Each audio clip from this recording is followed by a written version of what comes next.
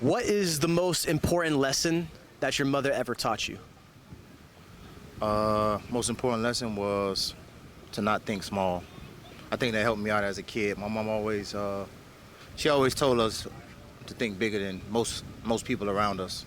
I kind of grew up in a humble neighborhood, and everybody's expectations of life was here.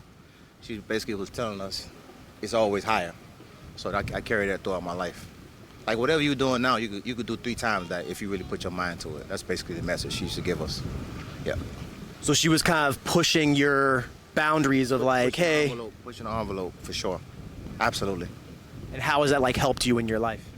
I mean, I'll make a good example. Everybody in my neighborhood, their life frequency is a 6. I always felt like I deserved a 10. So everybody in my neighborhood worked and did all this. I've traveled the world. I've seen different countries. I've dated beautiful women. You know what I mean? I've had nice cars, nice vehicles, motorcycles. I've flown planes. You know what I mean? So just stuff like that. Just think outside the box. Don't just be an everyday Joe. And you can attribute that to like to your mom. Oh, absolutely, 100%. Yep. That's great. Yep. What's the most important lesson that your mom ever taught you? The biggest one that you took away? I think she taught me that whenever life gets hard, that's when you realize how really strong you are. That's when you realize how strong you are.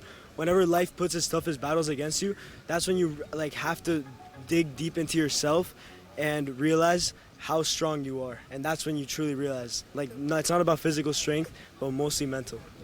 So it's when life gets really tough, not when it's going good, but when life gets really tough, Right. you find out not necessarily your physical strength, but your emotional strength during those like trying times. Yeah, exactly.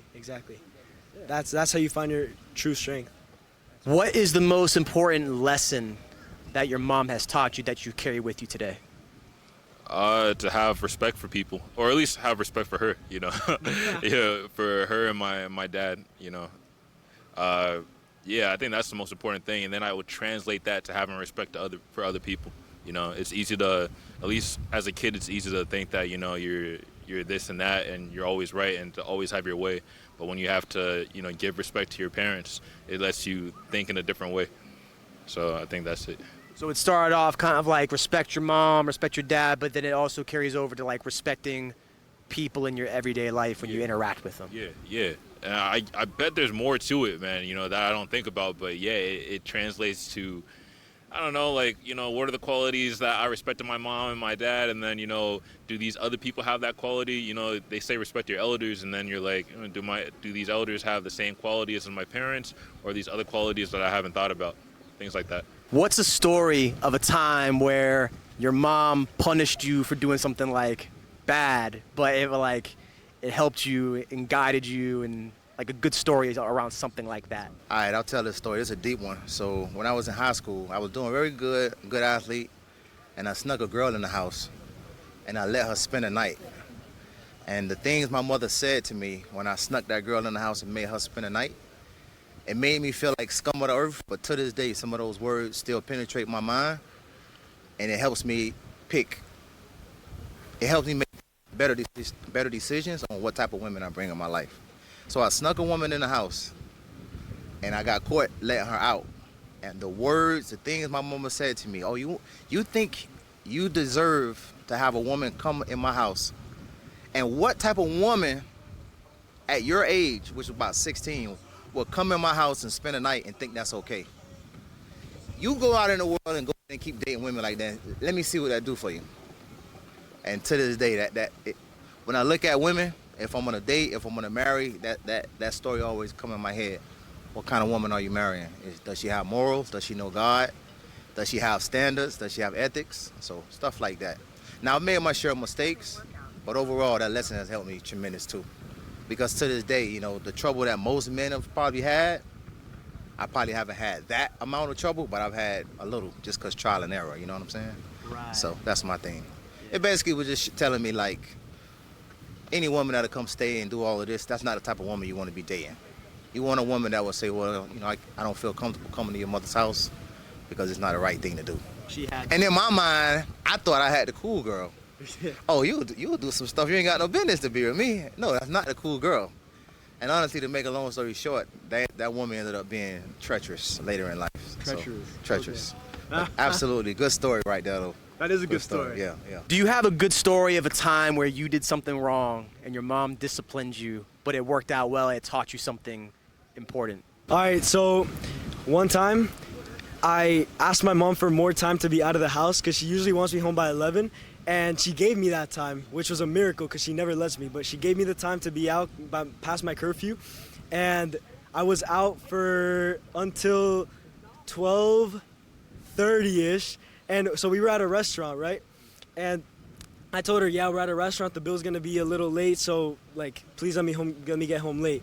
So we finished eating, and it's already like 11:20, and then didn't text her at all, didn't tell her anything. We went back to one of our friends' houses, didn't let her know about anything, and she ended up calling me at 12:30, 12:45, and she's like, where are you? And I'm like, I'm leaving right now.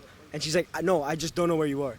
So then I get home, and she said, we'll talk tomorrow. We talked the next day, and gave me a whole rant. I was so annoyed, but it took me like about a day to really process and really realize like I was in the wrong. I didn't let her know where I was.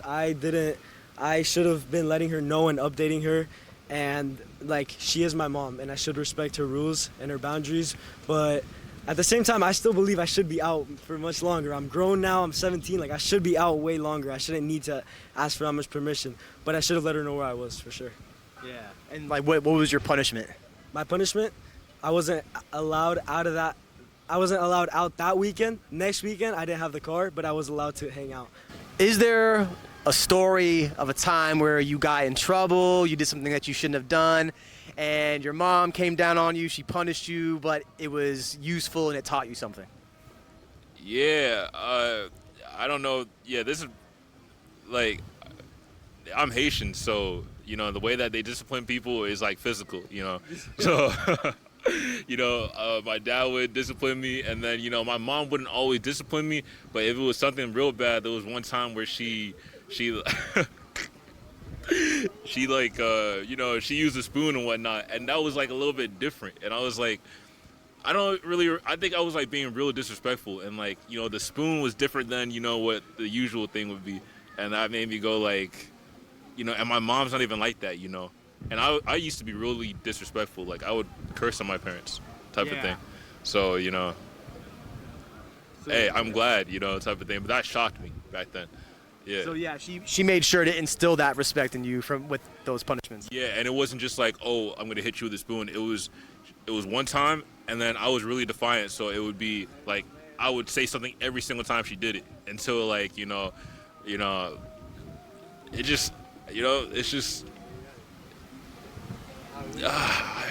if you know, you know, I can't really, you know, it sounds crazy, but it really was not crazy, you know, type of thing. All right. Yeah. I love my mom, type of thing. Hopefully that's not, you know, some Stockholm type of stuff. Stockholm syndrome with your mom. Yeah, but nah, yeah. What do you love most and appreciate most about your mother? What I love most about my mom makes me feel like if nobody else in this world see my value, somebody does. If nobody else in this world, I divorced before. So I think when I divorced, I had a moment where I questioned myself. And I just remember my mom checking on me saying, boy, when I had you, you was a special baby. And I said, yeah, I am special. I'm sorry to curse, but yeah, I said, yeah, I am special. So just having a fan, like a fan that if you winning in life, she's a fan. If you losing in life, she's a fan. And hell, if you're in the middle, she's a fan too, you know? So to me, that's the best thing my mom gave me, is just somebody that's on your team no matter if you're winning or losing. It's like unconditional love. You can't get that out in the world. Nobody can convince me the love your mom give you, you can get that duplicated in the world. Nobody will ever love you the way your mom loves you. That's my answer. So yeah, that's something that you're like, your mom was always going to bring that unconditional love for you through thick and thin. Yeah. I could lose it all right now. My mom will be my cheerleader, and I'll have it back in a year. Yeah. Yep. Because of her support. Yeah, because of her support.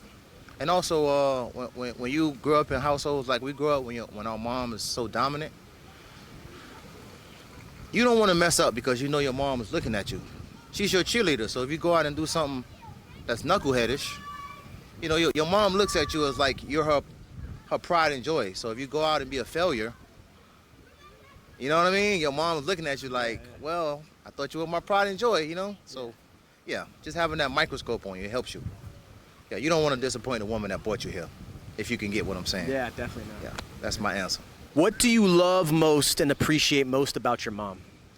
I think I love how my mom listens to me, my mom cares for me, and how she always did everything in her life, and she sacrificed everything to put a roof over my head. Yeah. So you appreciate all that. I appreciate everything, everything she's done for me. What do you love most and appreciate most about your mom? I appreciate that my mom's been there for a long time, as long as I can remember. And I think she's like something I use as a good example for what a woman should be like. That's what I like about her.